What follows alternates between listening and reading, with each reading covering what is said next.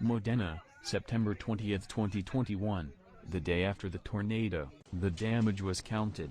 The mayor of Carpi, Alberto Bellelli, takes stock of the situation after the tornado that struck yesterday afternoon in the Fossili area.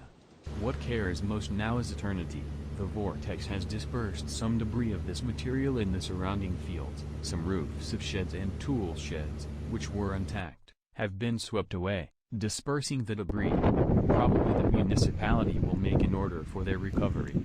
In addition to the small airport where the Aero Club is located, 3 houses were damaged. 2 of them were declared uninhabitable, and 5 people were welcomed by civil protection of the hotel. 3 others, between warehouses and agricultural appurtenances, suffered damage. The tornado crossed a predominantly agricultural area, and the greatest damage was recorded at the Fossili airport. In less than 30 seconds everything flew away, the president of the Aero Club said yesterday.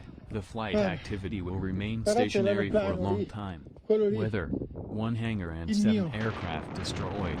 A scene of destruction, recalled the mayor Bellelli instead, that recalls the tornadoes of the United States and that he would never have expected here in Emilia-Romagna.